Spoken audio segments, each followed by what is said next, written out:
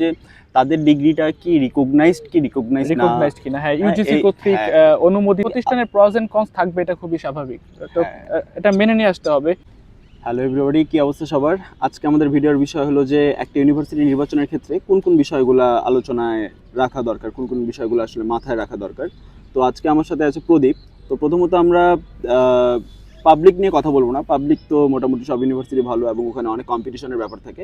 আমরা প্রাইভেট নিয়ে কথা বলবো, কেননা স্টুডেন্ট মোটামুটি প্রাইভেট ইউনিভার্সিটিতে অনেক টাকা খরচা করে, তো অনেক ইনভেস্টমেন্ট থাকে। তো সেই ক্ষেত্রে এত টাকা দিয়ে যেহেতু পড়ালেখা করবে, তো সেই ক্ষেত্রে ইউনিভার্সিটির যে চুজ করবে সেটা আসলেই খুবই ইম্পর্টেন্ট বিষয়। তো আমরা ছোট করে আলোচনা করার চেষ্টা করবো যে কি কি বিষয় আসলে মাথায় রাখা উচিত।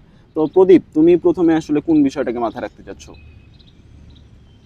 দেখ ভাই, আমি আমার পার্সপেক্টিভ থেকে যদি বলার চেষ্টা করি, কীরকম, আমি যখন এখানে আসি আমার প্রাইম কনসার্নে ছিল দিল্লি। প্রথমে আমি দিল্লি কনসিডার করেছি, এটা দিল্লি, আমি কোথায় যাচ্ছি, দিল্লিতে যাচ্ছি। কেন যাচ্ছি? এক্সপোজার অনেক ম্যাটার করে আমার কাছে personally, because apart from the study, পড়াশোনা তো কেউ সারাদিন করে না, but if you at the end of the day if you don't get enough exposure, then তোমার ঝুলিতে কিছুই থাকবে না দিন শেষে। পড়াশোনা তো সবাই করতেছে, এখানেও করতেছে, আমরা আরো কোথাও গেলে করতাম, দেশে যারা আছে তারাও করতেছে। তবে আমি যে জিনিসটা আগে বলতে চাই যে বাংলাদেশে তো আরো অনেক প্রাইভেট ইউনিভার্সিটি ছিল। তো তুমি এখানে মানে দিল্লি কেন চুজ করলে, সারদাই কেন চুজ করলে, বা কোনো স্কলারশিপ বা কিছু ছিল? স্কলারশিপ তো ডেফিনেটলি আমার প্লাস পয়েন্ট ছিল, আমার চয়েস করার অন্যতম রিজনগুলোর মধ্যে একটা ছিল 50% স্কলারশিপ পাইছি। তো খরচাটা কি তুলনামূলক কমে যায় বাংলাদেশের প্রাইভেটের থেকে কম্পারেটিভলি? আমি যে সেশনে অ্যাডমিশন নিয়েছি ওই সময় অ্যাডমিশন ফি বা সেমিস্টার ফি বা একাডেমিক ফিসগুলোর সাথে এখন একটা যদি আমরা মেলাতে যাই, কিছুটা মিলবে না, বেশ অনেকাংশে বাড়ছে এইগুলা জিনিস। বাট ওই সময় আমি স্কলারশিপ পাইছিলাম, আর তার উপর আমার প্রাইম যে বিষয়টা ছিল চয়েস করার মূল যে রিজন ছিল সেটা হচ্ছে আমি দিল্লিতে যাচ্ছি। দিল্লির ডাইভার্সিটি, দিল্লির এক্সপোজার, ইটস ইমেন্স। আর আমি যদি আমার ক্যাম্পাস নিয়ে বলি, সারদা নিয়ে কথা বলি, সারদায় 93+ কান্ট্রির ছেলে মেয়ে এখানে পড়াশোনা করে। এক্সপোজার কেমন হতে পারে?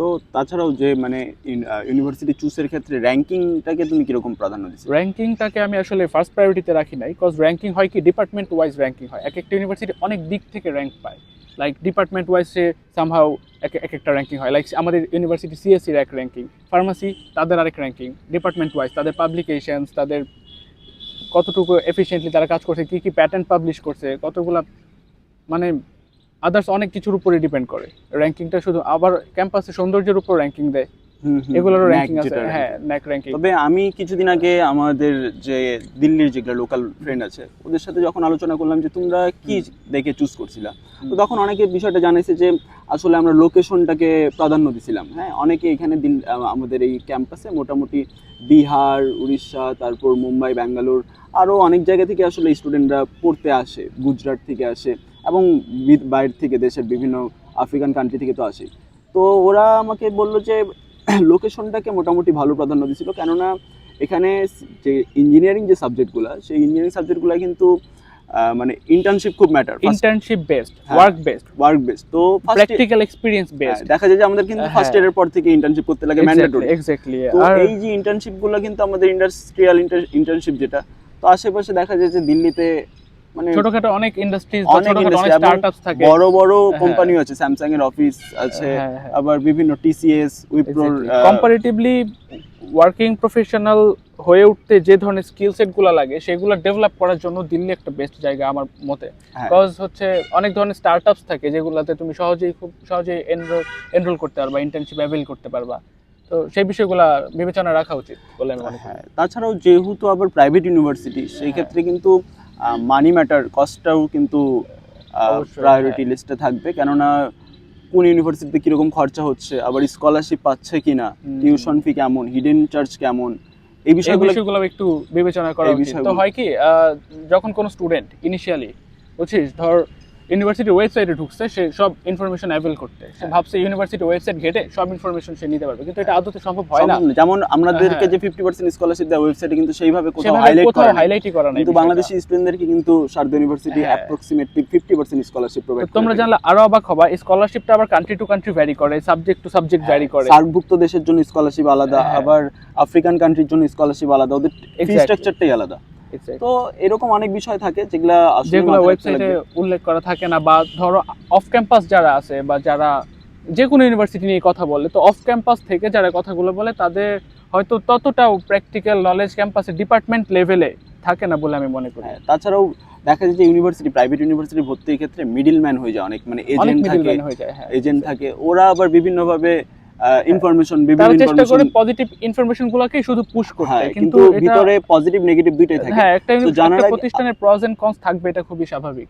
তো হ্যাঁ, এটা মেনে নিয়ে আসতে হবে, কিছু পজিটিভ দিক কিছু নেগেটিভ দিক থাকবে। কিন্তু হয় কি, তো থার্ড পার্টি সাইটগুলো বা অফ ক্যাম্পাস যারা আছে তারা করে কি, পজিটিভ ইনফরমেশনগুলোকে পুশ আপ করতে থাকে। তো একটা স্টুডেন্টকে এমন ভাবে ম্যানিপুলেট করে যে এখানে সবই পজিটিভ, হ্যাঁ, সবই পজিটিভ হচ্ছে, হ্যাঁ, কেননা আদতে তো না। তাছাড়াও সবচেয়ে যেটা মনে করো স্টুডেন্ট বা গার্ডিয়ানরা যেটা চায় হুম, যে হুম, হুম। আমি আমার ছাত্রকে, ছেলেকে পাঠাবো, মানে তো মেইন উদ্দেশ্য থাকবে পড়ালেখা। তো পড়ালেখা, পড়ালেখার হ্যাঁ। জন্য environment matter, faculty Exactly. Member matter. Exactly. তো ফ্যাকাল্টি মেম্বার যে মানে কিরকম হবে এটা কিন্তু বাইরে থেকে মিডল ম্যানরা বলতে পারবে না যে বলতে ফ্যাকাল্টি পারবে না, ডিপার্টমেন্টের ইন্টারনাল বিষয় আসে। তো ইন্টারনাল বিষয়গুলো কিন্তু সেখানকার রানিং স্টুডেন্টরাই ভালো বলতে স্টুডেন্টের কাছ পারবে। থেকে ভালো রিভিউ পাওয়া যেতে হ্যাঁ, পারে। যেমন আমার মনে আছে যে লাস্ট ইয়ার যখন আমি সেকেন্ড ইয়ারের পর যখন আমার ইন্টার্নশিপ নিতে লাগবে, তো তখন কিন্তু আমাদের সুশান্ত স্যার যে আছে, আমি কিন্তু ইন্টার্নশিপ ফার্স্ট অবস্থায় মানে অফ ক্যাম্পাস পাচ্ছিলাম না। তো অফ ক্যাম্পাস যখন নিতে যাই পাচ্ছিলাম না, তখন সুশান্ত স্যারের সাথে দেখা হলো। সুশান্ত স্যারকে বললাম স্যার আমার এই অবস্থা। তো স্যার কিন্তু তৎক্ষণাৎ ল্যাপটপ বের করে ওই 111 সলিউশন যে কোম্পানি, ওখানে মেল করে দিল যে আমার একটা স্টুডেন্ট একে ইন্টার্নশিপ। কিন্তু আমার কিন্তু এক সপ্তাহের মধ্যে ইন্টার্নশিপ ম্যানেজ হয়ে গেছিলো। তো এই বিষয়টা দেখা যায় যে ফ্যাকাল্টি মেম্বার খুবই হেল্পফুল, হ্যাঁ, যেটা ম্যাক্সিমাম ইউনিভার্সিটিতে থাকে আবার থাকে না।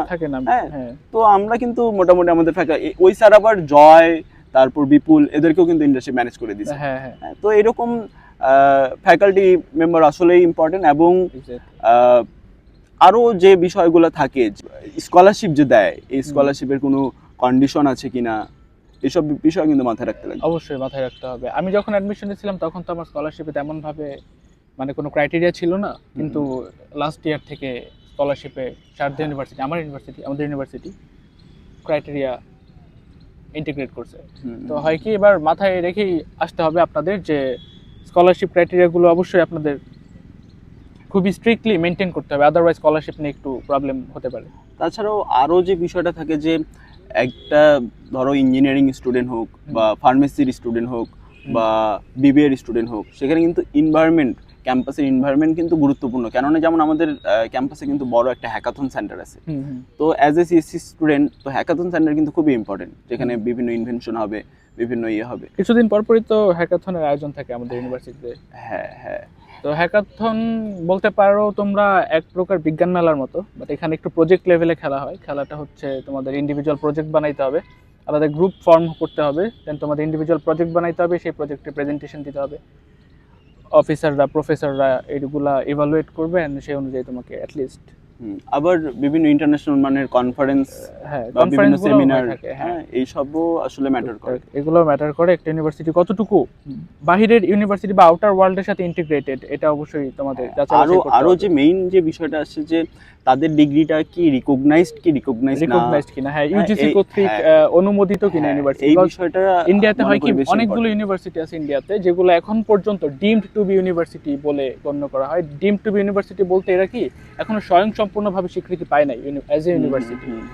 তো এটা শুধু ইন্ডিয়াতে না, এটা মানে বিভিন্ন দেশে আছে। ইউনিভার্সিটি, যেমন জার্মানিতে কিছুদিন আগে যে একটা নিউজ দেখলাম যে ওখানে অনেক স্টুডেন্টকে ব্যাক চলে আসতে লাগছে, কারণ তাদের ইউনিভার্সিটি রিকগনাইজ ছিল না, পরে কিছু করতে যাওয়ার পর জানতে পারছে। হ্যাঁ, তো এরকম বিষয় থাকে, ইউনিভার্সিটি রিকগনাইজ কিনা, এই বিষয়টাও আমাদেরকে মাথায় রাখতে লাগবে। এছাড়াও আরও তো অনেক বিষয় থাকেই। এই আজকে যেগুলো আলোচনা করলাম এগুলোই আসলে মূল বিষয়, যে আসলে এই জিনিসগুলা ওই ক্যাম্পাসে আছে কিনা, ওই ইউনিভার্সিটিতে আছে কিনা, এটা আমরা প্রথমে দেখবো, জানবো। থার্ড পার্টি বা বিভিন্ন অনেক কনসালটেন্ট আছে যারা বিভিন্ন মিস ইনফরমেশনও দিতে পারে, তো সেই সব শুনবো, কিন্তু নিজেকে যাচাই করার যে বিষয়টা আছে, তো যাচাই করার জন্য আমরা ভালোভাবে তাদের ওয়েবসাইট হোক বা সেখানকার রানিং স্টুডেন্ট হোক, সবার সাথে আলোচনা করে তারপর আমরা সেই ইউনিভার্সিটিটা নির্বাচন করার চেষ্টা করবো। তো আজকের ভিডিও এই পর্যন্তই। আরও তো কিছু জিনিস আছেই যেগুলা বলা হয়নি, সেটা নিয়ে ধাপে ধাপে পরে আলোচনা করা যাবে। হ্যাঁ, ঠিক আছে।